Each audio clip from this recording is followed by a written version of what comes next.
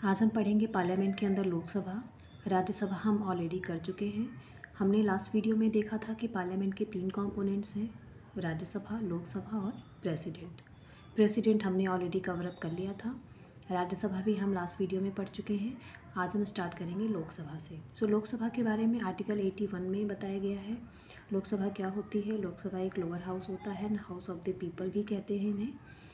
और इनका जो रिप्रेजेंटेशन होता है लोकसभा का, वो डेमोक्रेसी होता है। मतलब जो लोकसभा होती है वो डेमोक्रेसी को रिप्रेजेंट करती है, क्योंकि लोकसभा में जितने भी एमपीज़ आते हैं वो डायरेक्टली इलेक्ट होकर के आते हैं। मैक्सिमम स्ट्रेंथ की बात करें तो 552 हो सकती है, लेकिन अगर एट प्रेजेंट हम देखें तो 545 से 543 के बीच में वेरी करती है।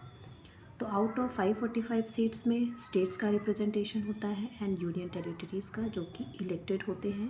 पहले होता था नॉमिनेटेड मेंबर्स का। 2 एंग्लो इंडियंस जो होते थे वो प्रेसिडेंट नॉमिनेट करते थे, लेकिन अब इसे रिपील कर दिया गया है by 104th constitutional amendment act के थ्रू 2020 में। तो अब जो भी जितना भी रिप्रेजेंटेशन लोकसभा में अब होता है वो डायरेक्टली इलेक्टेड एमपीज़ ही होते हैं।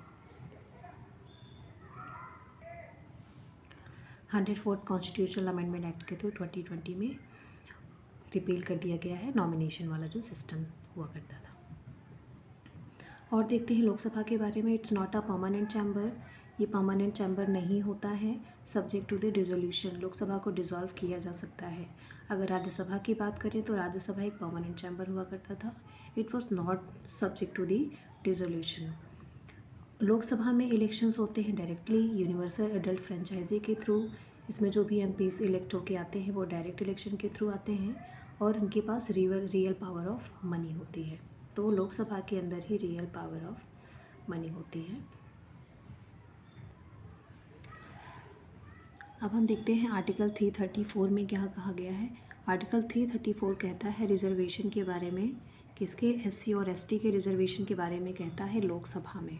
और लेजिस्लेटिव असेंबली में स्टेट्स की अगर हम बात करें तो ये अभी भी ये सिस्टम अभी भी है। 334 आर्टिकल जो कहता है रिजर्वेशन एससी एसटी के लिए, ये अभी भी एग्जिस्ट करता है लोकसभा में। लेकिन इसमें कुछ और चेंजेस किए गए हैं। अगर हम एंग्लो इंडियंस की बात करें तो इनके बारे में आर्टिकल 331 में बताया गया था। लोकसभा में एंग्लो इंडियंस के रिप्रेजेंटेशन की बात की गई थी, जो कि नंबर्स में मैक्सिमम 2 हो सकते थे और इनको नॉमिनेट करते थे प्रेसिडेंट। और आर्टिकल 330 में कहा गया है स्टेट लेजिस्लेटिव असेंबली के रिप्रेजेंटेशन के लिए फॉर एंग्लो इंडियंस, जो कि गवर्नर कर सकते थे मैक्सिमम 1। तो आर्टिकल 331 में एंग्लो इंडियंस के रिप्रेजेंटेशन की बात की गई है लोकसभा में, जो कि प्रेसिडेंट नॉमिनेट करते थे। और आर्टिकल 330 में कहा गया था स्टेट लेजिस्लेटिव असेंबली में एंग्लो इंडियन के रिप्रेजेंटेशन के बारे में, जो कि मैक्सिमम 1 हो सकते थे और इनको नॉमिनेट करते थे गवर्नर। और इसको रिपील कर दिया गया, हमने ऊपर भी देखा 104th कॉन्स्टिट्यूशनल अमेंडमेंट एक्ट के थ्रू 2020 में। तो अब देखें तो सिर्फ एससी और एसटी का जो रिप्रेजेंटेशन है लोकसभा में, जो रिजर्वेशन है, वो अभी भी एग्जिस्ट करता है। अब लोकसभा के टेन्योर की बात हम करेंगे तो यूजुअली 5 ईयर्स का होता है, लेकिन ये इनको पहले भी हम डिसॉल्व कर सकते हैं अगर नो कॉन्फिडेंस मोशन लाया जाता है और मेजॉरिटी प्रूव नहीं हो पाती है लोकसभा में पार्टी की, तो लोकसभा डिसॉल्व किया जा सकता है। और इसे एक्सटेंड भी हम कर सकते हैं for 1 year in case of emergency. तो ये रहा टेन्योर की बात। यूजुअली 5 ईयर्स का ही होता है टेन्योर जब तक कि लोकसभा चलती है। क्वालिफ़िकेशन देख लेते हैं। क्वालिफ़िकेशन के लिए सिटीज़न ऑफ इंडिया होने चाहिए। ये लोकसभा के एमपीज़ की जो क्वालिफ़िकेशन होती है, must be citizen of India and should have completed 25 years of age, जो कि हम सिटीज़न ऑफ इंडिया तो हर केस में ही अप्लाई होता है क्वालिफ़िकेशन के लिए। अब इलेक्शन की बात कर लेते हैं। तो इलेक्शन जो होता है वो election commission of India conduct कराते हैं लोकसभा का। और मैनर ऑफ इलेक्शन होता है डायरेक्ट इलेक्शन, जो कि यूनिवर्सल एडल्ट फ्रेंचाइजी के थ्रू होता है। अगर हम राज्यसभा की बात करें तो उसमें इनडायरेक्ट इलेक्शन होता था, यहाँ पे डायरेक्ट इलेक्शन होगा। ओथ एंड अफर्मेशन कौन दिलाता है? By a person appointed or authorise by the election commission of India. So election commission of India जिस पर्सन को ऑथराइज करते हैं उनके द्वारा लोकसभा में एमपीज को ओथ एंड अफर्मेशन दिलाई जाती है।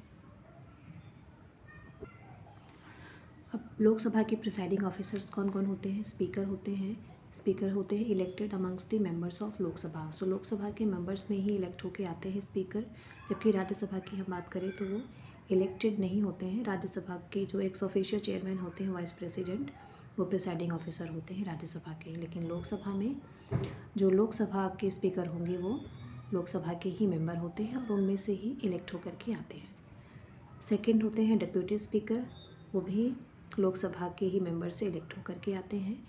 और वाइस चेयरमैन का पैनल होता है जो कि मैक्सिमम 10 हो सकते हैं और ये नॉमिनेट किए जाते हैं बाय द स्पीकर। राज्यसभा में मैक्सिमम पैनल हो सकता था वाइस चेयरमैन का 6 और लोकसभा के केस में मैक्सिमम 10 हो सकते हैं। अब लोकसभा की वैकेंसी के बारे में देख सकते हैं।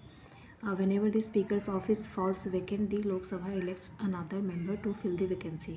तो वैकेंसी किन किन केसेस में आ सकती है? cease to be a member of Lok Sabha. सो जो भी मेंबर एमपी होंगे अगर वो लोकसभा के मेंबर से सीज किए जाते हैं या डिस्क्वालीफाई किए जाते हैं तो सीट वैकेंट होती है। या फिर वो रेजिग्नेशन देते हैं डिप्यूटी स्पीकर को, रेजिग्नेशन के थ्रू वैकेंसी आती है। या फिर रिमूवल, अगर रेजोल्यूशन पास किया जाता है लोकसभा में मेजॉरिटी के साथ तो वैकेंसी आती है। अगर हम स्पीकर की बात करें तो स्पीकर को 14 डेज़ का एडवांस नोटिस दिया जाता है रिमूवल के लिए। President election date of the speaker, अगर स्पीकर के इलेक्शन की बात करें तो प्रेसिडेंट जो होते हैं वो इलेक्शन की डेट फिक्स करते हैं। अब देखेंगे पावर एंड फंक्शंस क्या हो सकते हैं स्पीकर के।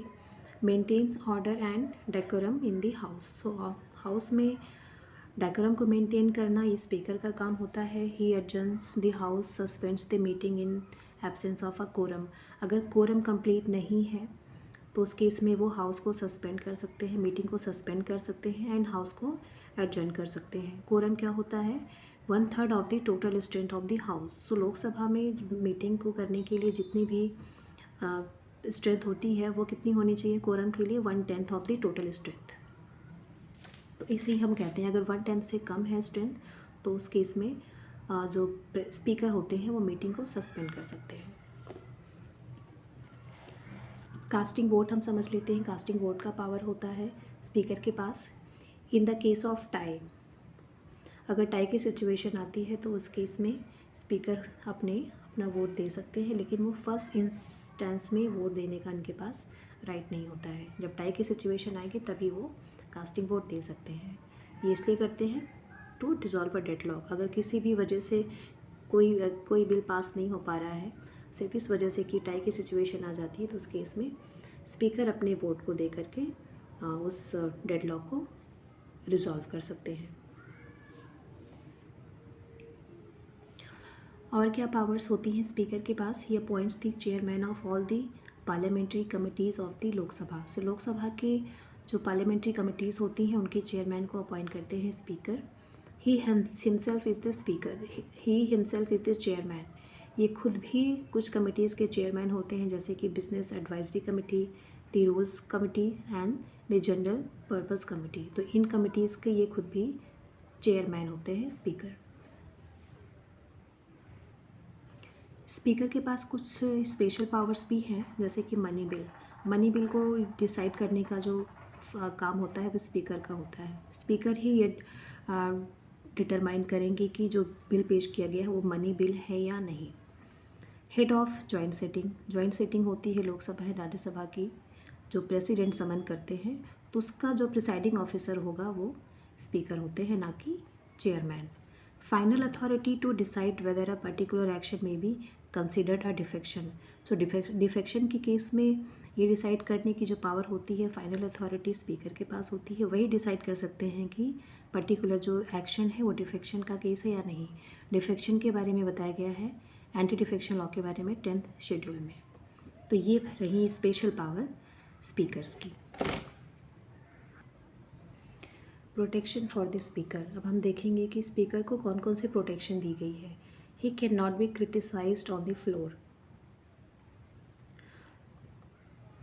स्पीकर को फ्लोर पे क्रिटिसाइज नहीं किया जा सकता है, ये एक कंटेम्प्ट ऑफ कोर्ट होता है। अगर ऐसा किया गया तो वो कंटेम्प्ट ऑफ कोर्ट माना जाएगा।